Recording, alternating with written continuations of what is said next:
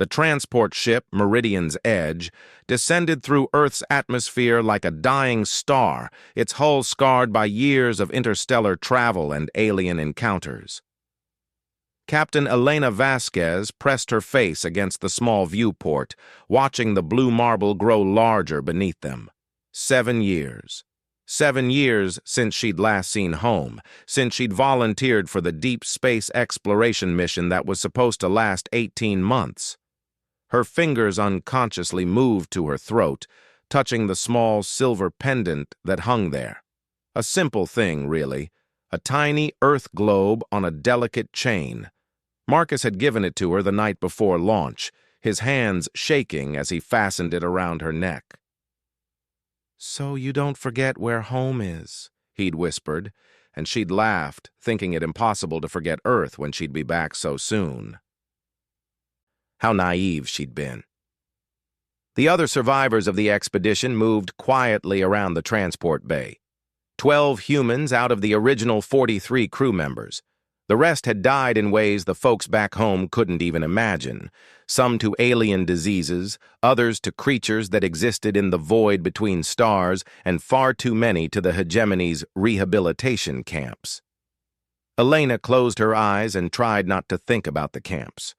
About the 3 years she'd spent in crystalline cells alongside beings from 100 different worlds, all deemed problematic by the galactic authority that ruled this sector of space. The hegemony didn't like species that questioned orders or showed too much initiative. They preferred compliant civilizations that accepted their place in the cosmic hierarchy. Humans, as it turned out, were spectacularly bad at being compliant. "Captain," said Dr. Sarah Chen, approaching with a medical tablet in her hands. "The preliminary scans show we're all clean. No alien pathogens, no tracking devices. Well, none that Earth's technology can detect, anyway." Elena nodded. Sarah had been their xenobiologist back when they still thought they were on a peaceful scientific mission. Now she was something else entirely. An expert in alien psychology and, more importantly, alien weaknesses. They all were different now, changed by what they'd seen and learned among the stars. "Any word from ground control about our reception?" Elena asked. Sarah's expression darkened. "That's complicated. Earth's changed while we've been gone. First contact wasn't the triumphant moment everyone hoped for. The hegemony made initial contact 3 years ago, just after we were captured. They presented themselves as benevolent guides, offering technology and knowledge in exchange for Earth's cooperation." Elena felt a chill that had nothing to do with the ship's climate controls. Cooperation meaning what exactly? Meaning Earth is now considered a developing member of the hegemony.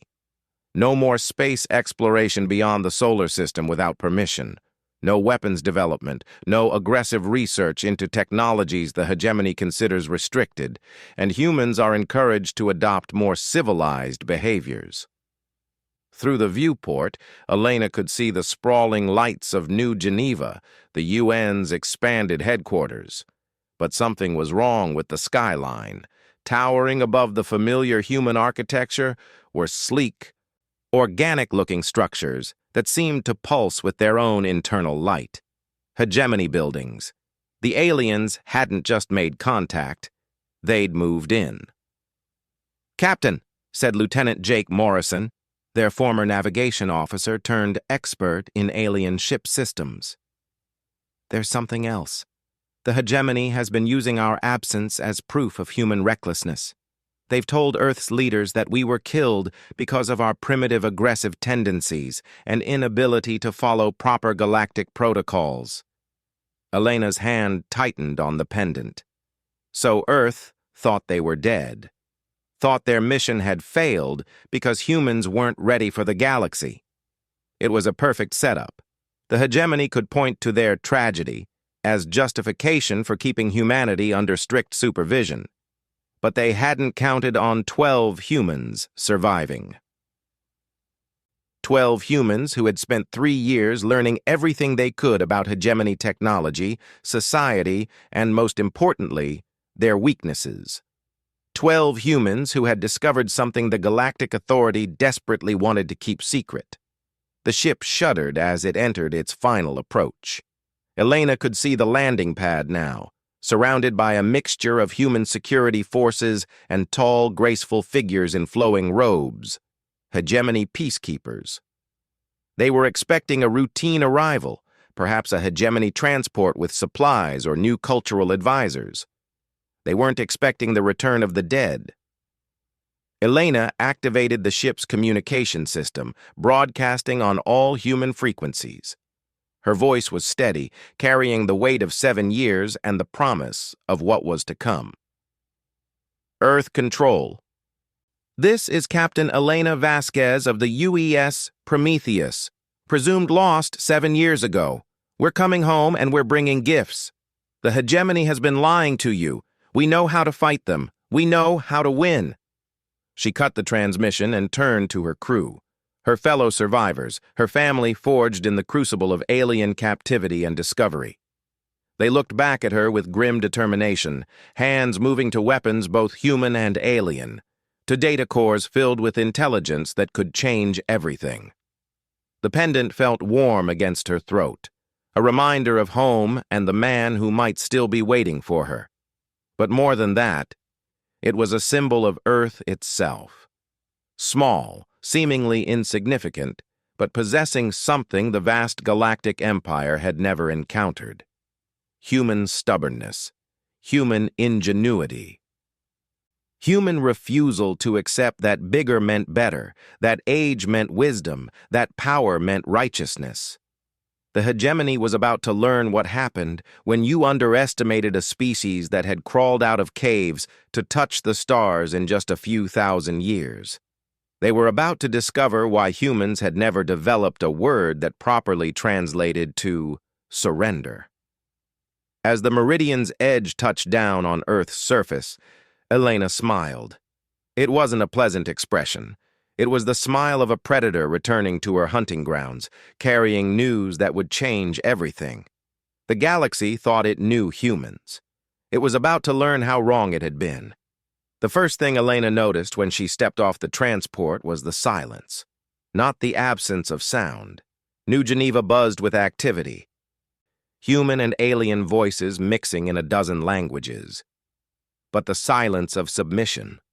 Humans walked with their heads down, their movements careful and measured. They spoke in hushed tones and avoided eye contact with the towering hegemony overseers who glided through the crowds like predators among sheep. It made her sick. "Captain Vasquez," called a familiar voice. She turned to see Director Harrison approaching, flanked by 2 hegemony peacekeepers whose crystalline armor caught the afternoon sun like prisms. Harrison looked older, grayer, and there was something broken in his eyes that hadn't been there 7 years ago. "Welcome home. We thought you were all dead." "The hegemony told you we were dead," Elena corrected, her voice carrying across the landing platform. She noticed several nearby humans pause in their activities, ears straining to listen. "They lied."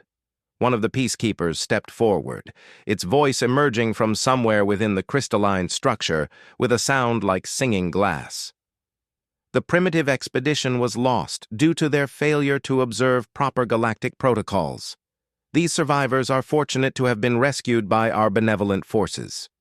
Elena's crew spread out behind her in a formation that looked casual, but put them in optimal positions. 7 years of fighting for survival had taught them to read situations quickly.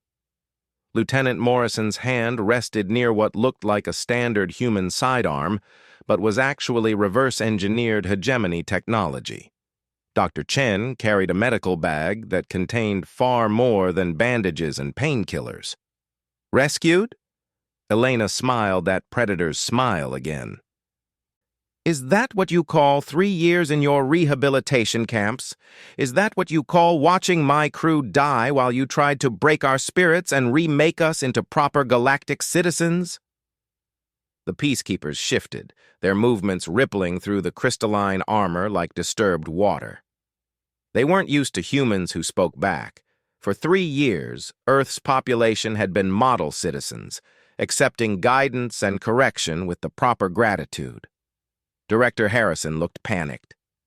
"Captain, please, the hegemony has been generous to us. They've shared technology, helped us understand our place in the galactic community. We can't afford to—" "To what?" Elena interrupted. "To remember that we're human? To remember that we built these cities, invented these technologies, dreamed of the stars before any of them knew we existed?" She reached into her jacket and pulled out a small device that looked like a standard data pad. The peacekeepers tensed, but it was too late. Elena activated the device, and across New Geneva, every human communication system suddenly carried her voice. "People of Earth, my name is Captain Elena Vasquez. 7 years ago, I led an expedition beyond our solar system. We were captured by the hegemony, the same organization that claims to be your benevolent guides. We escaped, we survived, and we learned the truth." Across the landing platform, she could see humans stopping their work, pulling out communication devices, gathering around public screens. The hegemony peacekeepers moved to stop her, but Elena's crew was ready. Morrison's weapon discharged with a sound like tearing silk, and one of the peacekeepers simply stopped. Its crystalline armor went dark, and the entity inside became visible, a writhing mass of energy that quickly dissipated into nothing. "The hegemony isn't ancient and wise," Elena continued, her broadcast reaching every human settlement on Earth and throughout the solar system. "They're parasites.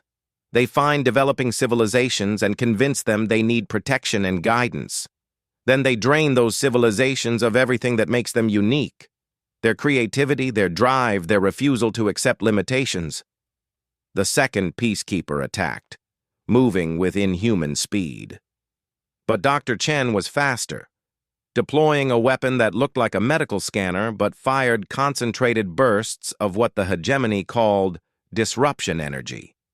The alien entity flickered and fell, its host armor cracking like broken glass. Director Harrison backed away, his face pale. "What have you done? They'll retaliate. They have ships, weapons we can't even comprehend." Elena looked at him with something approaching pity. "No, Director. They have ships and weapons they stole from other species. The hegemony doesn't innovate, they assimilate. They take the best technologies and ideas from conquered worlds and claim them as their own. But they made a mistake with humanity." She gestured to her crew, who were now revealing weapons and equipment that clearly wasn't human in origin, but had been modified with distinctly human ingenuity.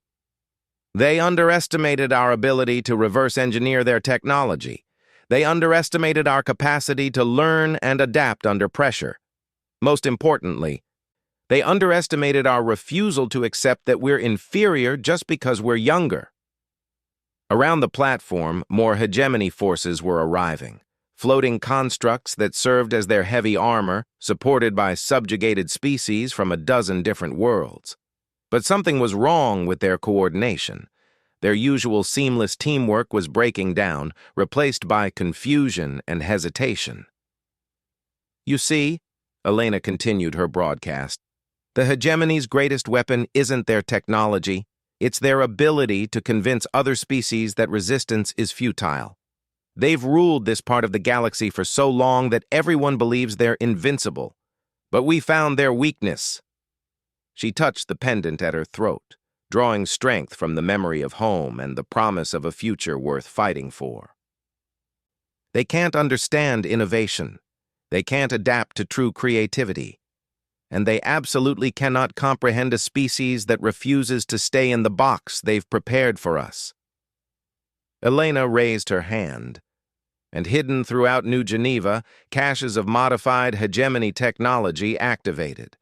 Human engineers and scientists, the ones who had been quietly working in secret, inspired by fragments of data that Elena's team had managed to transmit years ago, revealed the fruits of their labor.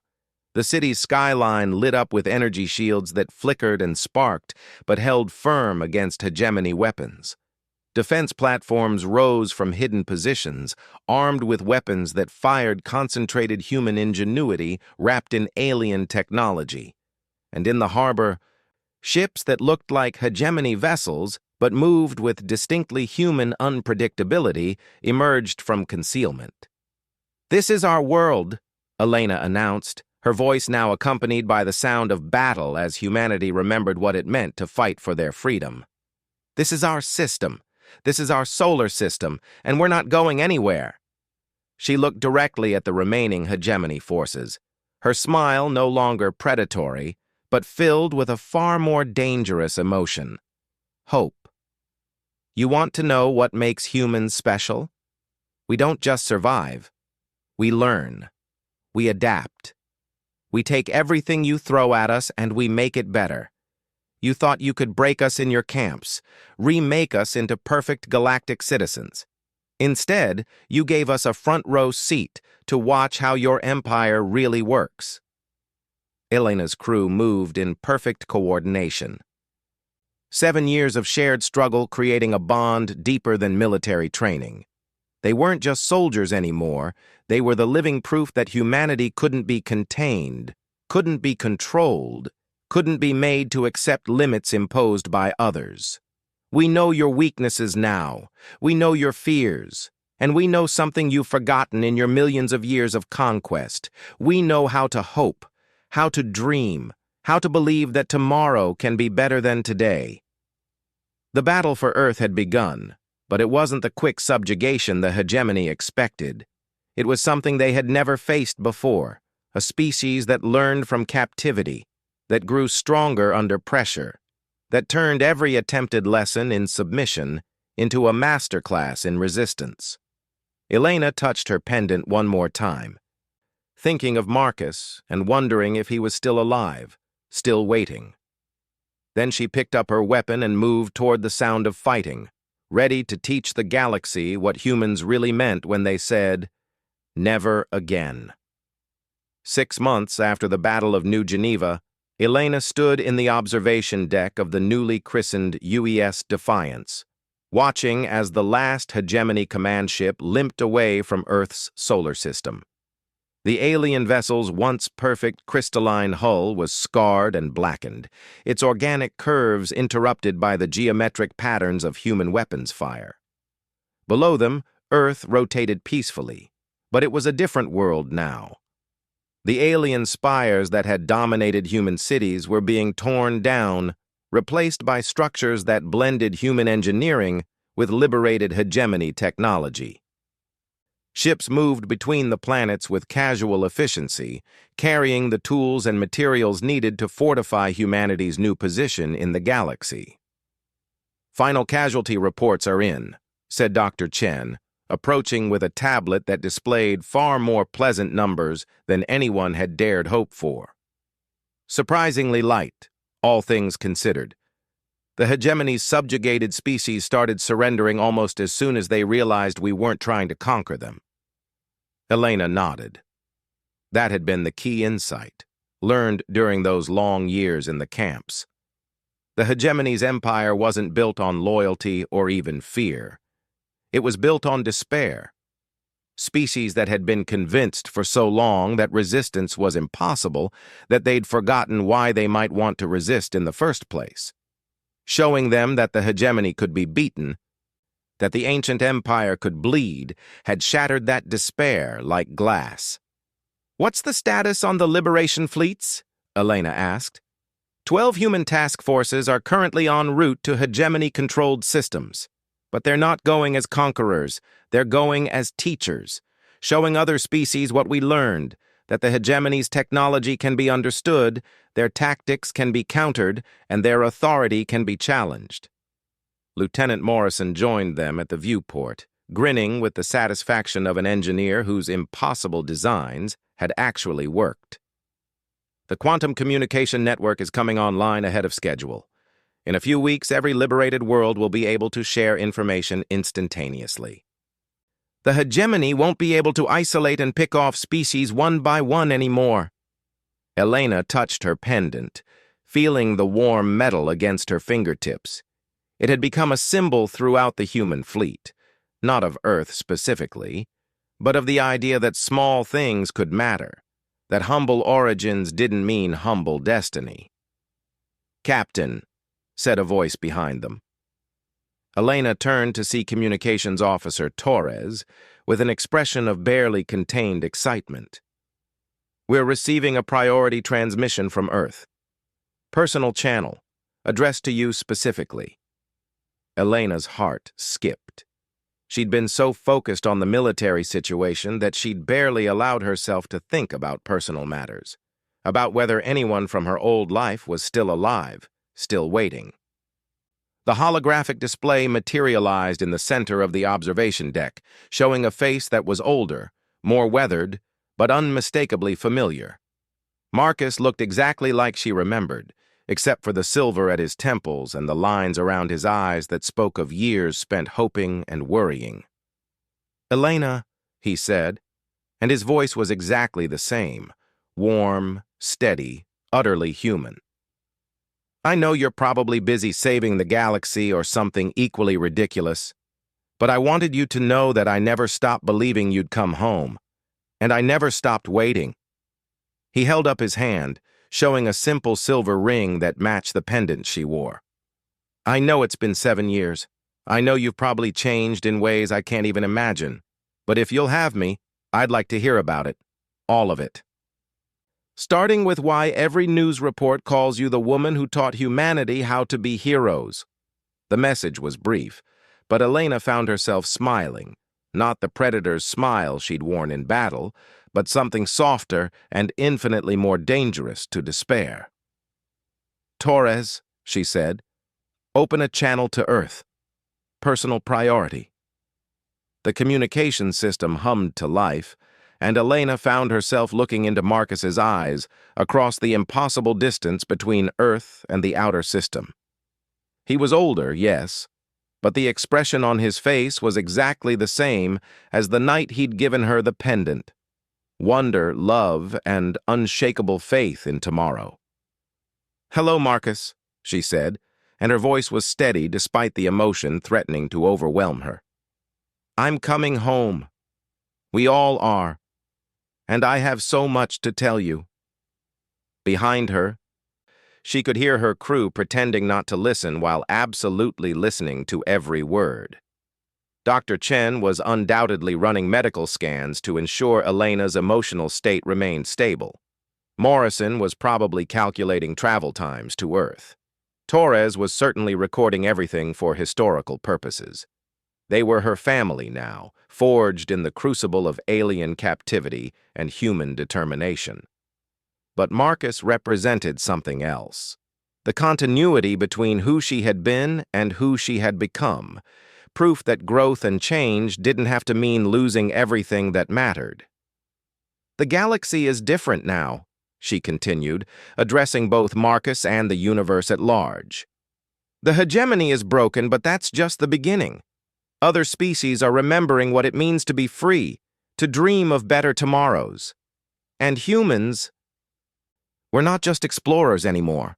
We're teachers, showing the galaxy that small civilizations can have big impacts." Marcus smiled, and Elena saw in that expression the same stubborn optimism that had driven humanity from caves to stars. "So you're saying you've been busy?" "You could say that." Elena laughed, a sound that carried across space to Earth and somehow made the observation deck feel less like a warship and more like home. "But I'm ready to not be busy for a while, ready to remember what I was fighting for." "The pendant still suits you," Marcus observed. "Though I suspect it means something different now than when I gave it to you." Elena touched the small silver globe, thinking of all the worlds she'd seen, all the species she'd met, all the battles fought and won. "It means exactly what it always meant. It means home. It means the place worth fighting for, worth coming back to, worth believing in even when everything seems impossible." Around them, the bridge crew of the Defiance continued their work, monitoring the liberation fleets, coordinating with newly free civilizations, planning the logistics of a galactic revolution. But for a moment, Elena was just a woman talking to the man she loved, carrying the promise of stories yet to be told and adventures yet to be shared. "When you get home," Marcus said, "will you tell me about the stars?" Elena smiled, thinking of nebulae that sang with their own voices, of crystal cities that floated in the void between worlds, of species so ancient they remembered when the galaxy was young. And she thought of humans, barely out of their technological infancy, teaching all of them how to hope again. "I'll tell you about everything," she promised, "about what we found out there, what we learned about ourselves, what we discovered about what it really means to be human. And then I'll tell you about what we're going to do next." Because that was the most human thing of all, the absolute certainty that there would be a next adventure, a next challenge, a next impossible dream to chase among the stars. The hegemony had tried to teach humanity its place in the cosmic order. Instead, humanity had taught the galaxy that the only proper place for any conscious species was wherever they chose to go. Elena signed off with promises to be home soon, then turned back to the viewport where Earth hung like a blue jewel against the infinite dark. She wore the pendant he'd given her, carried the love he'd offered, and brought with her the gift of a galaxy learning to be free. It was, she reflected, a pretty good return on investment for one small silver necklace and the faith of one stubborn species that refused to accept that bigger always meant better. The stars were calling again, but this time humanity wouldn't be going alone. And this time, when they traveled to distant worlds, it would be as friends and teachers, not as conquerors or subjects. The galaxy was about to discover what humans had always known. The best adventures were the ones you shared.